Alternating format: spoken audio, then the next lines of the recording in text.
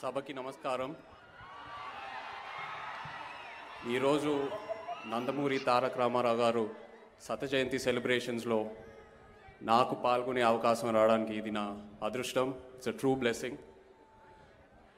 ఎన్టీఆర్ గారు is one of the founding pillars of the Telugu film industry. ఆయన అందం, ఆయన వాక్శుద్ధి, ఆయన క్రమశిక్షణ గురించి నేను పెద్దగా మాట్లాడాల్సిన అవసరం లేదు, మీ అందరికి ఆల్రెడీ తెలుసు. బట్ ఆయన చేసిన హిస్టారికల్ సినిమాలు, మిథలాజికల్ మూవీస్, సోషల్ ఫిల్మ్స్, యాక్చువల్గా కృష్ణుడు, రాముడు అని ఎవరైనా మాట్లాడితే నాకు ఫస్ట్ మైండ్కి వచ్చేది ఎన్టీఆర్ గారే.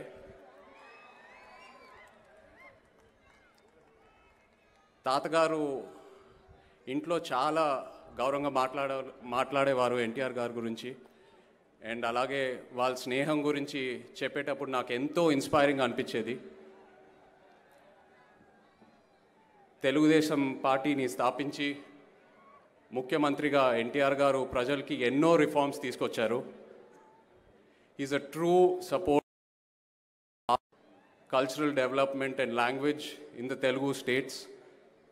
And he brought democracy into the people. ఒక నటుడుగా, ఒక ముఖ్యమంత్రిగా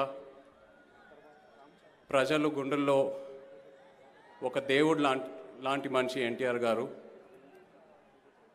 ఈరోజు ఈ అవకాశం నాకు ఇచ్చినందుకు చంద్రబాబు నాయుడు గారికి, నందమూరి బాలకృష్ణ గారికి అండ్ అలాగే నందమూరి ఫ్యామిలీ మెంబర్స్ అందరికీ నా ధన్యవాదాలు. అండ్ అలాగే వేదిక మీద ఉన్న పెద్దలందరికీ నా ధన్యవాదాలు. Thank you very much.